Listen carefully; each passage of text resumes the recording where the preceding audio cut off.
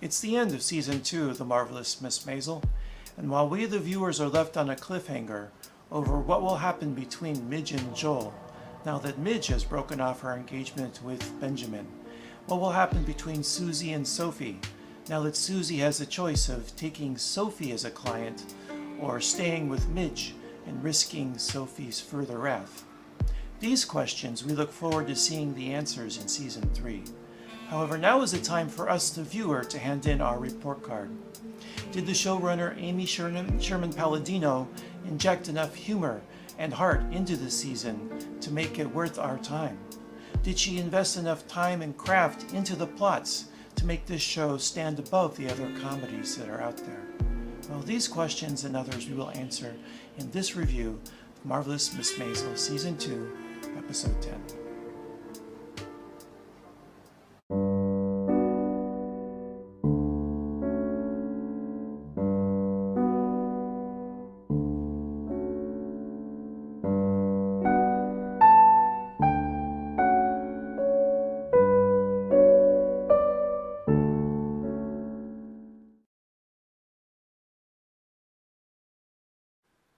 Hello, and welcome to my review of Marvelous Miss Maisel Season 2, Episode 10, All Alone.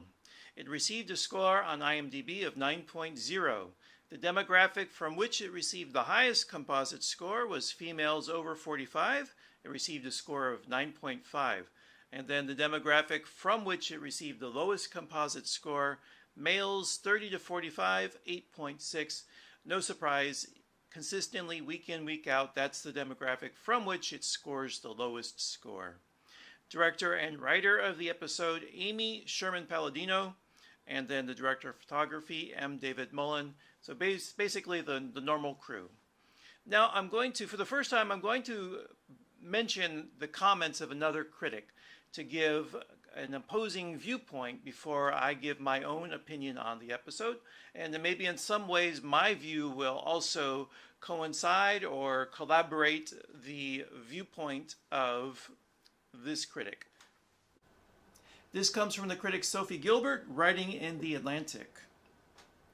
The genius of the Marvelous Miss Maisel, my colleague Caitlin Flanagan wrote last year, is how it allows its central character, quote, and now this is Sophie Gilbert quoting Caitlin Flanagan, quote, to enjoy both the best of the glamorized 1950s and the best of today without any kind of the difficult, inevitable trade-offs and transitions that women have spent the last 60 years navigating, end quote. Not anymore, meaning the conclusion of Season 2. With Midge's final decision, the Marvelous Miss Maisel has complicated its sparkly, shiny, and possibly buoyant outlook. And I'm assuming she's referring to the choice Midge makes at the end of the episode to go on tour with Shy Baldwin instead of marrying Benjamin. And now let's get into the plot summary before we discuss my reactions to the plot. Plot summary courtesy of Amazon Prime. Midge and Rose begin planning for Midge's future as Benjamin attempts to impress Abe. Joel stresses over his next move, while Abe is presented by some big decisions of his own. Meanwhile, Susie tries to smooth things over for Midge. And now let's begin discussing the episode. For this, I'm going to move to camera B. Let's discuss the love triangle of Midge, Benjamin, and Joel. And I thought that all the time in the episode spent on Benjamin and Midge, the planning of the second wedding, the getting the father to accept, and all that was a really good misdirect, because with so much time being spent building up to getting that acceptance, the viewer is not going to see the twist coming in the last 15 minutes. They're not going to expect the twist of the last 15 minutes because of all the minute reflection on how does Benjamin feel, how anxious is he, what does he have to do to please the father, is Abe going to accept, looks like he said no, now he said yes. All that was great because the viewer just won't see the twist coming at the end. My criticism, however, is that both Season 1 and Season 2 are guilty of Deus Ex Machina, Dux, Deuce, the machinery of God. Forgive my pronunciation. Because season 1, the second to last episode, episode 7, is when Sophie Lennon comes in, and then her interference with Midge affects the status quo for season 2. And here we get a Shy Baldwin, the second to last episode, shows up, and then he affects the status quo going into season 3. And both of those are pretty unmotivated. The Shy Baldwin showed up because there was a telethon, which Susie found out at the beginning of episode 9, of season 2, and it just came out of nowhere because that's what the plot needed to happen. And then with season 1, the Sophie Lennon was also another gig that Susie managed to finagle. And so I would like for these changes in the status quo to be more organic to the character, to also not be cheap, to have the writer develop them so that when they happen, we've seen that they occur from things that were happening throughout the season, and not just events that come swinging in over the stage, Dux e machina, whatever, willy-nilly, just because that's what the plot requires. I'm not a fan of contrivance. If you follow my reviews at all, I'm not a fan. It's very rarely will I accept contrivance without it being motivated from character or developed by the writer. Very rare. Zachary Levi does a great job as Benjamin. It's very light, but with just the right touch of anxiety. It's almost kind of like Woody Allen-esque, but I think if you combine Woody Allen and Cary Grant, that's what Levi's performance has been like this season. And then the scene with Rose and the fortune teller, I thought that was funny. And the actress who plays Cosma, Katrina Link, she has a really great deadpan delivery, deadpan face, and then very slow delivery. When Rose comes in, she's just standing there with the pizza in her hand, and she goes, "Oh boy." Very great. Because comedy's so much in timing and delivery, and she has it, that actress does. Another thing I like about the episode, I like Joel evolving into this club owner. We've seen him, the second season, find his footing working for his father. And then speaking of Dux e machina, the second to last episode, the father becomes concerned that Joel is putting too much of his own life into the business, which is good. We get to see the soft side of the father. But to just have it appear that second to last episode was too much work for the writer. When it happened, I questioned the father's motivation. I couldn't quite understand that the father was coming from a good place. I thought that was the reason, but I didn't know it 100%. The writer didn't do enough of the work for me, the viewer, to really get the motivation of the father there. And I think it was because it was just too hurried. So we're going to see, we have to see where this takes Joel. But I like, for direction for Joel, for one, it opens up a space where Midge could perform as a comedian and do it in a way that interacts with Joel naturally.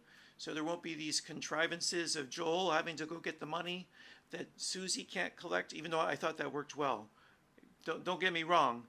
But any sort of contrivance of getting Joel to meet Midge, like season 1 where Joel goes back to the gaslight and that's where he sees Midge performing, that will be gone. Because it would make sense for him to book a spot for her. And then I liked the final scene between Midge and Joel. I thought that they had spent enough time throughout 2 seasons developing it and getting us to the point. Also, the first scene of this episode is Midge reminiscing over Joel and popping the question for her and how romantic that was. And it contrasts with the way that Benjamin's treated by Abe, how unromantic it is, just very bureaucratic. And so we saw that she harbored romantic feelings still for Joel. So when she goes back to Joel, even if it's just for a one-night stand, it made sense. And as we'll talk about later, there was a little bit of development with her character. She goes back to him in an independent way, not looking to be the housewife again, but as a woman who has desires and would like to, just like a man, have a one-night fling with an ex or just a one-night fling with anyone without having to suffer the repercussions of being called a slut or being shamed for having those desires. And then let's discuss the C plot with Susie and Sophie. And that had some nice twists, some really unexpected turns. So the fact that Sophie was impressed by Susie rather than threatened was unexpected. And then, we talk about, or I've talked about levels. The actor has to kind of be aware, where are they in relation to the other character? Are they above them or below them? And so when Susie went backstage to be menacing to Sophie, Susie was attempting to get that higher level to show that she means business. But then when her employee tells her she has to eat shit, a whole lot of shit, and I love that guy, Tarantina. I love that character. I wish it was utilized more. He's like, it's a regular shit show. So she goes in, she's kowtowing, and when Sophie tells the dogs, leave, and Susie begins to walk out too, she says, oh, not you. Even then, Sophie's giving the orders, and Susie's acting like a dog with its head between its tails. Pun intended here. When she leaves, Alex Borstein sells it so well because of her vocal mannerisms, the delivery, and her facial expression. I'm going to try to replicate it just so you can remember the scene I'm talking about. But she comes out with the fur coat and the hat. She stops looking out into the New York afternoon sun and says, "What the fuck?" I just love that delivery. And then also the second time where we get to see how adept she is with her face and her voice when Midge gets news that she's going to be opening for Shy Baldwin, and she goes in to talk to Susie, and Susie's just not with the program.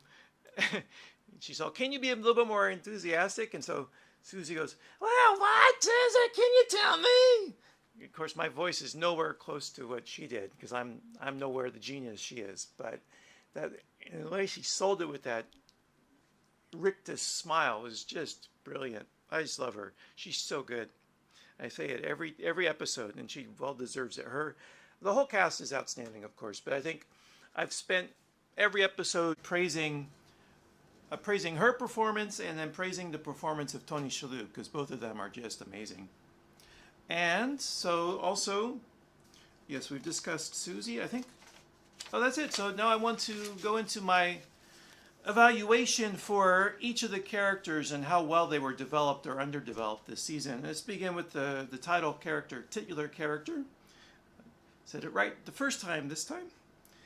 Surprisingly little development. I think because they spent so much of this season kind of filling in her world with the 3 episodes, 2.5 at the Steiner Mountain Resort. So she didn't get a lot of character development there.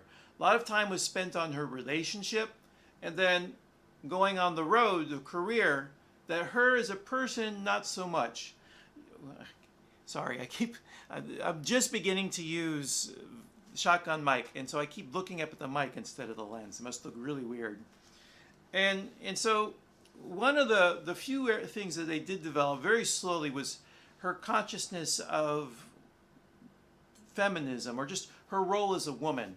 They even have her say at the end of episode 8 that she's still aware that as independent as she's become, she's many times still in a man's world. And so as long as she's in a man's world, it's going to take a man to solve those problems when men are causing the problems for her. We haven't got her to the place where she's questioned why that is. And it seems like they're getting her slowly but surely. And so I count that as development, but not very much. So, and then, so I want to judge 2 things, the character and then the actor. And Rachel Brosnahan did well. She was given many emotions to play, and she played them: sadness, anger, humor. So they gave a lot for her. Even though they didn't develop the character, they gave the actress a lot to do. And I think she's marvelous. Hence the title, Marvelous Miss Maisel. Joel, his character had the most development of any this season. They really challenged that character and tried to get the character to grow up. As I stated before, he had a fling with a character whose name was Penny Pan, which was pretty much telling you Peter Pan that he didn't want to be mature, responsible, and so they put the character in a place where the character to grow had to find maturity and responsibility. As the actor, Michael Zegan got to play Joel's lover, businessman, father, spurned lover, dutiful son. Many different aspects to Joel did Michael get to play this season. So I think what happens next to Joel will be intriguing, and how Michael decides to play that we'll have to see. But he's got a deft touch. Mostly he plays it in the comedic vein. Like, I don't see serious from him. When it's serious, it feels still like you're in a comedy. Whereas with an actor like Tony Shalhoub, I think you could take him out of a comedy and he could do drama quite easily. Because when the episode where he sees Midge doing the blue routine, when you see the drive home, he's very quiet. The look in his eyes, it seems like Tony Shalhoub, is putting himself there. He's almost method in that moment. Abe Weissman, speaking of Tony Shalhoub, that was the season for the character was one big arc of humiliation and loss of status. It was just a long, slow dip to where is Abe going to hit his breaking point. And so I don't know if we saw much growth for Abe, but they're hinting that next season will be one of growth for him. We saw at the very end when he finally he makes the decision to be free of himself of the obligation that his two jobs have carried for him, even though he's enjoyed the life that those obligations have given him. He feels that it stunted him as a person, that he doesn't have the passion he used to have. And perhaps a lot of his uptightness comes from this life that he's led, this cloistered, sheltered life of the academic world that has given him a comfortable life, but maybe in some ways stunted him as a person. We'll have to see. And you probably know from my reaction to Tony Shalhoub every review that I think that they've given him a lot to do as an actor, and he's succeeded. For instance, in season 1, he's given the comedic bit of saying the word okay 5 times, 6 times, and Tony Shalhoub delivers it differently each time. The way he the vocal range, hard, soft, the timing, pausing, and then saying okay. So you give him a comedy line and he can spin it really well, spin it with among the best. Rob Weissman, I think the most undeveloped main character, apart from where we see her trying to get a little bit of independence at the start of the season. That was over very quickly. They have her going to college, and then we don't see any more of that.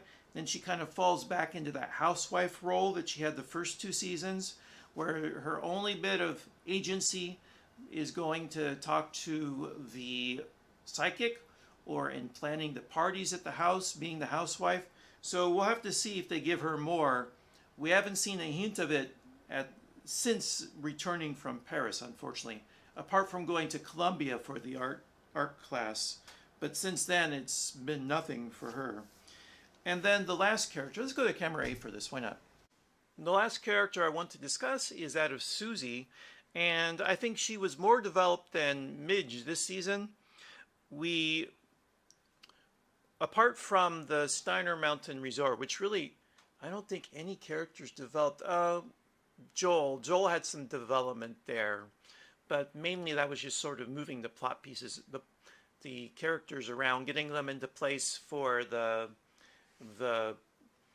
end part of the season when Midge had the romantic triangle. Actually, that was like more of the beginning, and then the middle would be Midge developing a relationship with Benjamin. And the last 3 episodes are the end. So yeah, I'd say first 4 episodes beginning, if we're going to divide it to beginning, middle, end. Then episodes 4, 5, 6 are the middle, and then 7, 8, 9. No, that doesn't work. My math's all messed up. So, cut. Start again.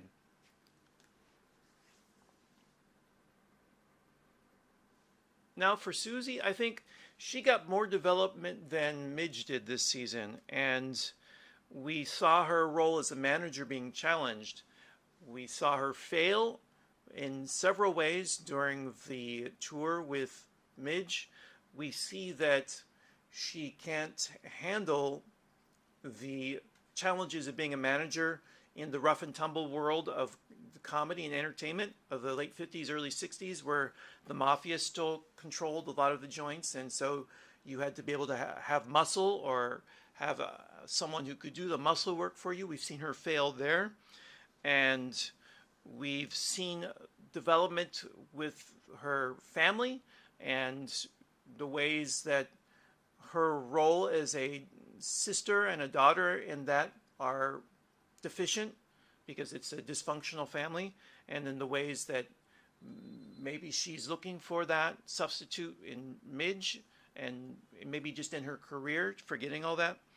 But I think mainly they haven't given Alex Borstein any dramatic beats. They give her comedic, and she's just brilliant at that. As I've said before, she can use her voice and delivery and face and turn anything, I think, into a laugh. So my final thoughts on the season: I enjoyed it.